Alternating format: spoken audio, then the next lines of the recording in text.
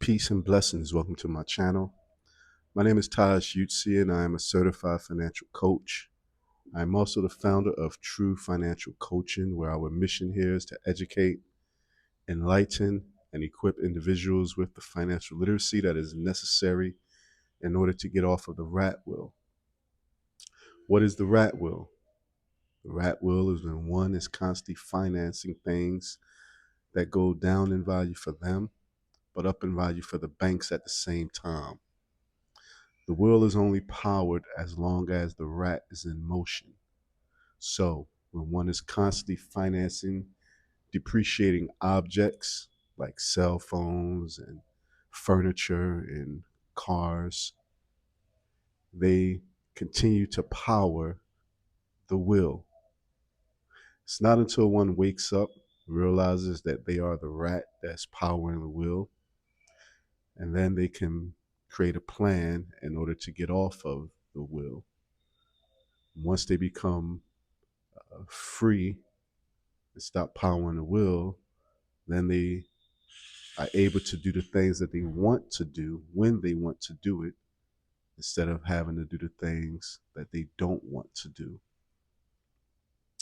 Today's video, my thought was about co-signing on a loan. And in case you don't know what it means to co-sign, co-signing a loan is when a borrower, an individual, is unable to be approved for credit based upon their own credit worthiness, based upon their own credit report and credit score. So for example, if an individual decides they want to finance a vehicle, they will go to the dealership and apply for credit. If the individual that's applying for credit, again, has low credit score or just a high debt to income ratio, then the banks will look at them as a high risk because their credit worthiness is not up to their standards. And as a result of this, they may not be approved. So what the banks or the dealership would recommend or suggest is that the individual with the bad credit score find someone that will be willing to be a guarantor or co-sign for this loan. And in a lot of cases, these individuals that are approached to co-sign for someone that has poor or even no credit, usually family members, parents, loved ones, maybe someone that's close. But these individuals that are co-signing have the credit score, or the credit history is good. And in a lot of cases, the person that's co-signing feels like they're doing a favor, and they are doing a favor. But it makes them feel like, okay, I can help this individual out. But what some don't realize is that when one co-signs for a loan for an individual that wasn't approved to get that loan, that co-signer is assuming all of the risk that the bank was not willing to accept. So here the bank is saying, look, you're too much of a risk. You're too much of a risk for us to give you a loan for this vehicle.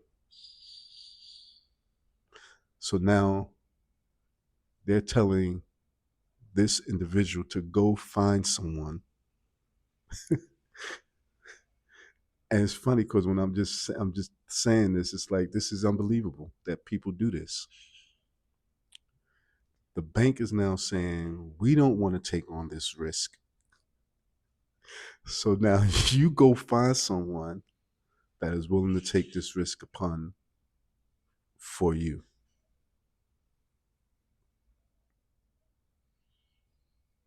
Once again, if it doesn't make financial sense, then it doesn't make sense. Why would and I get it. I do. I'm gonna say before I say it. Why would I be willing to take upon the risk of someone who the bank is afraid to take a risk on? And I understand a lot of times people do it for emotional reasons. They do it because they feel as though, all right, let me help this person out. They're in need of help. I'm a friend. But co-signing, I wouldn't do that. I wouldn't recommend it. I wouldn't do it. And there's several reasons. Again, one, like I said, I'm taking on all the risk as a co-signer, and I get nothing out of this except for a good feeling that I helped somebody. Whereas now, this individual that I co-signed for is enjoying the benefits of my credit worthiness. And in essence, I'm empowering them to continue with this mindset of financing depreciating objects, not and also it doesn't allow them to see what is it about me that I have to fix so that I don't need to go outside to another person to co-sign. Again, there's no mindset change, there's no behavioral change on that individual that needs a co-signer. So co-signing, personally, I wouldn't do it. I wouldn't do it. Again, I'm taking on all the risk because now if this individual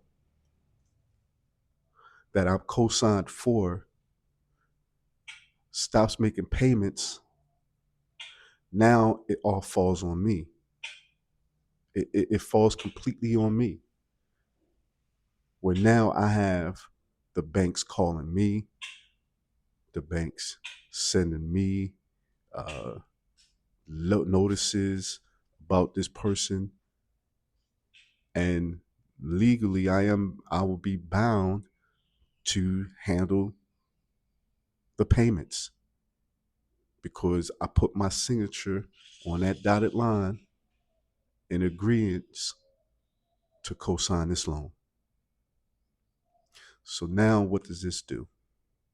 As a result of the individual that I co-signed for not keeping up with the payments, now it can put a strain on a relationship.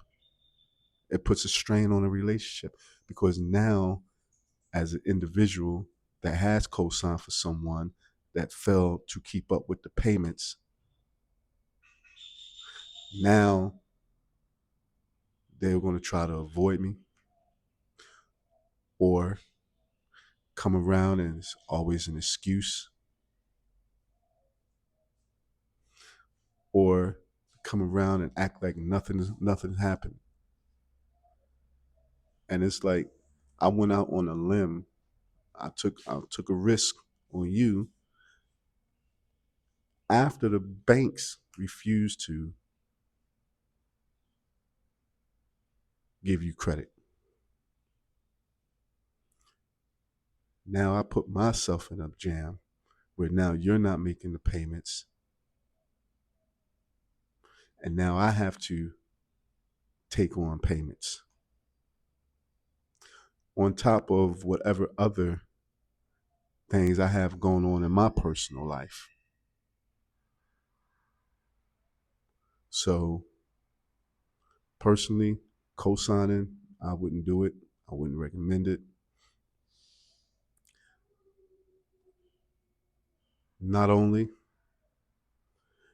does it, like I said, put a strain on a relationship, it, as a co-signer, I have no, I get nothing out of this. But again, now I am empowering someone to stay in their ways. And as I often say, if you want to change your life, you must change your way of thinking, your mindset. And when one is co-signing for an individual that is a high risk, you are enabling that individual to stay with that same mindset that got them to the point where they need a co-signer. Instead of saying, look, no, no. And this is what people cannot be afraid to say, regardless of who it is. No. Here, personally, I'm against financing depreciating objects. So why will I assist you in doing that? I wouldn't, me personally, that's just me personally, I wouldn't do it. Somebody would say, well, what about the children? No. I would teach my children, and this is what I recommend. You teach your children how to be financially responsible. Now, one way to assist, if you don't want to co-sign, if you have the money, just give them the money. Give them the money. Look, I'm not going to co-sign this loan for you for this vehicle or for this phone. You know, you got people co-signing for cell phones. It's already bad enough that you have to finance a cell phone. But now you need a co-signer for a cell phone. That says a lot. It says a lot about you as with being financially responsible, as a person being financial responsibility, or that financial lack of knowledge or knowledge. When you have to finance a cell phone, but now you need a co-signer in order to finance a cell phone. So one way to assist, if you want to help, is like, look, I'm not going to co-sign for this because I don't want anything to do with this. I don't want this falling back on me. So what I'm going to do, all right, you only got $500 for a down payment on the car, and you want to get this vehicle is maybe $15,000. All right, here, I give you $3,000. Right, I give you $3,000 because now I'm allowing this individual to go with a bigger down payment. If whoever's a child or whatever, there's a bigger down payment, and chances are it improves your chances of obtaining that vehicle through financing. You go with a bigger down payment, right? And even then, if it's a child or something, I'm going to give them, or a relative, whatever, I'm going to give them just enough where, look, I can afford to lose this, right? And the reason why I say that is because, again, if you're dealing with someone that needs a cosigner that the banks look at as a high risk, chances are if you loan that money, you probably won't get it back. So it's better, to keep the relationship still cool, just take it. Don't even worry about it, just take it. You know, another option is maybe just look, like, let's get some help cleaning up your credit, right? Let's get some help in cleaning up your credit. Let's see how we can help pay off some of these debts that's on your report. Doing things like that. Because now when you do that, now you're holding the individual accountable for their lack of knowledge or irresponsibility, right? Because, you know, some people, they have the knowledge, but they just irresponsible. And then you have others, they just don't know. So look, let's sit down. Let's see how we can help improve your credit so you can get yourself, you know, whatever, however you choose to do. Like, so financing, I'll be careful. I wouldn't, me personally, I wouldn't recommend, not finding co-signing. Mm-mm. No, I'll be careful with that. I'll be careful with that. And even in the scriptures, you know, the scriptures talk about surety. It talks about how giving surety, and that's like a guarantor. In modern terms, you're co-signing, right? You're taking on the debt. You agreed to take on the debts of another individual. And one scripture talks about how let me make sure, it talks about a surety for a stranger. You should smart for it, and you need to make sure, you know. So, but it can definitely, co-signing can definitely ruin a relationship if that individual is not responsible. Let me see. Yeah, Proverbs 11:15 says, "He that is surety for a stranger shall smart for it." When it says you shall smart for it, I mean you're going to feel the pain.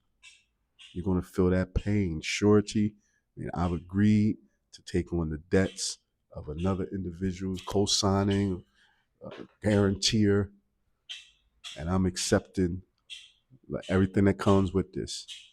And here's the thing, like, it's, you know, because you know the person, like they may be blood, right? They may be blood, but you don't know their financial background, their financial acumen, their credit history or credit report. You don't know that.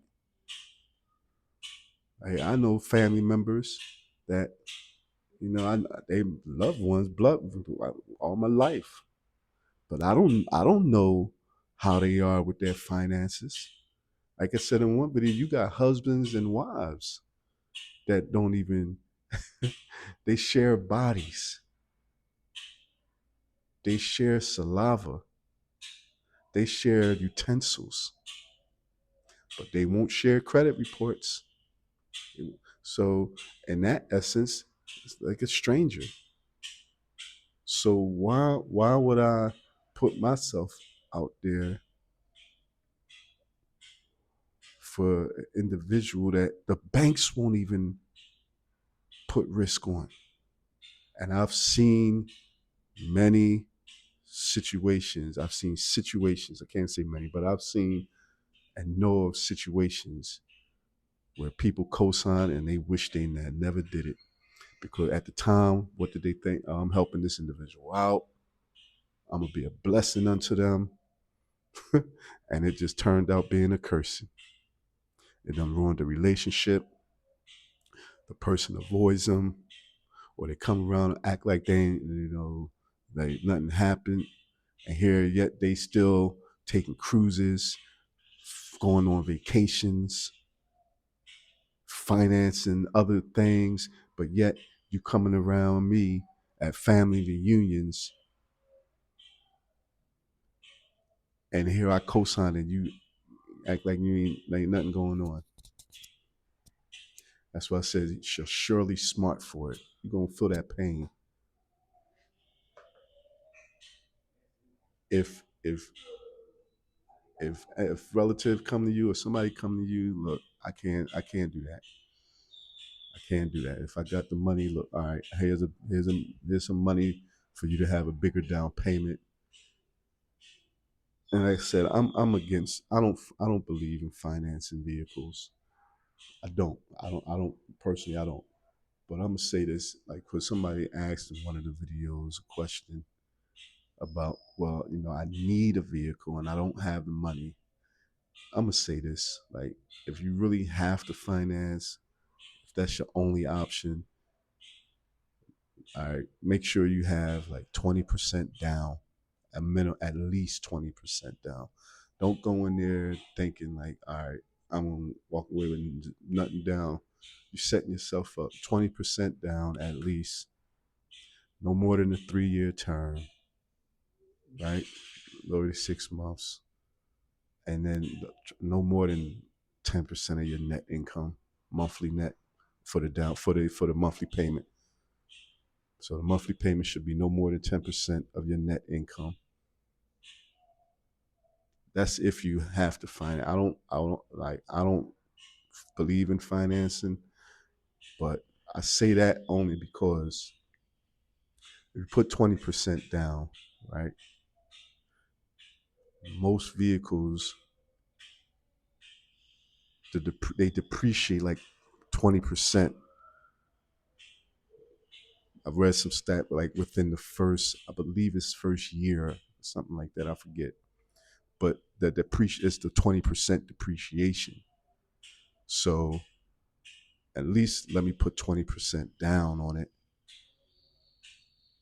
right, to cover that cost of depreciation. And then not only then, with 3 years, the biggest depreciation value is going to happen in that time.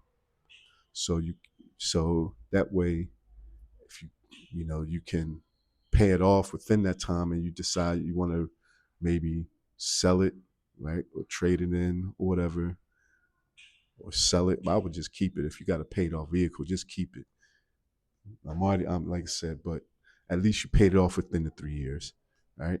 And within that time, so that if you decide you want to sell it and then buy another car, cash, whatever, but you got it within the greatest amount of depreciation. So you sold it within that time, right? If you pay it off in 3 years and you decide to sell it. But I wouldn't, if you got a paid off car, just keep it. And then let's say 10% of your monthly net income. Because again, this car is a depreciating asset. I've seen cases and seen individuals where their car payment is more than their rent or their mortgage. That's ridiculous. The car payment is taking up 25% of your income. Your rent is taking up like 25 to 50% of your income. Then you wondering why you live in paycheck to paycheck, because two items, car and rent, is taking up more than half of your income. Not on top of insurance and fuel. I'm telling you, man, the car industry got it on lock.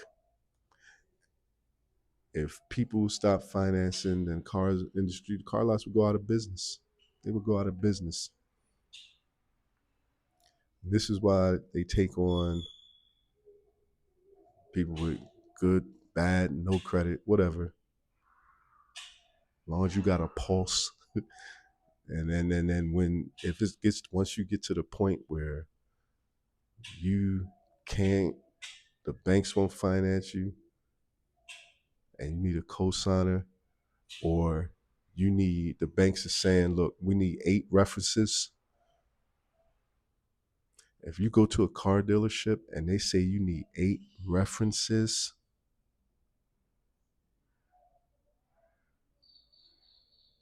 that's not good. That means you are a risk. And then once You co-sign, that person is on the hook for that debt also. And now it's like with car dealerships, once the big boys get you and they don't want you no more, now you just left to the piranhas, the loan sharks, the places where you buy here, pay here, and you're paying every 2 weeks, and they got a box in your car to shut it off if you miss a payment. Once you get to that point, man, that says a lot. And people like here driving like that. People driving with boxes, shut off boxes in their car. And if they don't make a payment, they go out to start it up, the car ain't turning on. That means you in bad shape. But you know what? A lot of people look at that. Nah, it's like it's normal. That's not normal. It's not normal.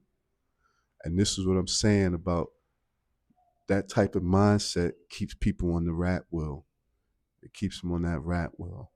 And they wondering why they living paycheck to paycheck, wondering why they can't save, wondering why I can't retire when I want to retire. Why? Because of poor financial decisions. And again, is it the fault of many? Not all. No. It's just lack of education. It's lack of education.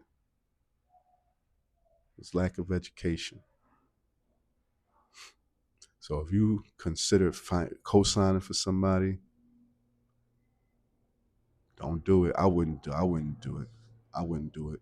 And again, like I said, I am against financing cars. I wouldn't. I mean, unless you like some people, they don't have. All right, they need a car, depending, depending upon where they live, right, family size, and they just don't have it. And again, like an individual like that, I would probably, like I said, work with it on a one-on-one basis. But but like I said, 20% down, 3-year term, no more than 10 pay car payment, no more than 10% of your net. And if you don't meet that qualifications, then don't do it. Don't do it. Because the car companies, I'm telling you, the car dealerships, they'll play games with you. They'll play games with you, right? They play games with you. And like I said, I have financed several cars. And I remember going to car dealerships, man, being there 8 hours, almost a whole day, 6, 8 hours in a car dealership. It's like, this is ridiculous. Why is this taking this so long? Why? Because my credit was all messed up. They go to the back, act like you're talking to somebody, come back, can you afford this payment? I don't think so. I'm not sure. No, I don't know. All right, we'll go back again. Like, what are they like going back there? Who are they talking to? And I said before, they can be back there playing Uno, checkers, who knows? But they would make this drawn out process. Why? Because my credit was all jacked up. I was a risk. Come back, can you do this for a car payment? See, and that's the thing. A lot of times people focus on just the monthly payment. You got to look at the whole loan. Because if you making $300 monthly payments, but you got a car loan for $40,000 over 8 years, you are promising the banks money that you haven't even earned yet. Promising the banks money that you haven't even earned, that future income that's not even guaranteed.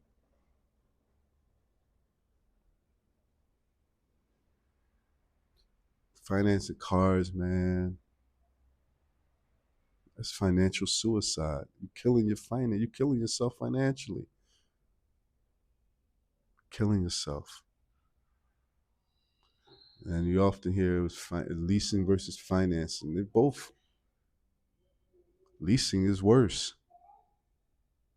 because now you got all these restrictions and you're locked in, and you're not getting out that lease till that lease is the time is done.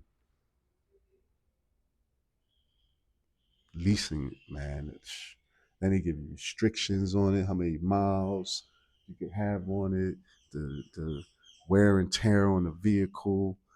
All them hidden fees, all this stuff. And it's just business though. It's business. It's business. But if you can't, buy a car cash, then you just gotta wait to save up. And that's what people don't want. And this is where financing comes in at. That's why they finance, because people are impatient. Impatient. But again, co-signing, don't do it. I'm telling you, it has destroyed relationships. It's destroyed relationships. So, yeah, it's just a short video. I didn't come on here too long. Just be, short video. Hopefully help somebody for making that dangerous decision. Hopefully somebody got help with this video. And as I often say, if you're ready to become free and you're ready to invest in yourself, get off the rat wheel, come visit me at truefincoaching.com to schedule your consultation, initial consultation, to see how we can help you so you become free to do what you want when you want instead of having to do the things that you don't want. Peace and blessings.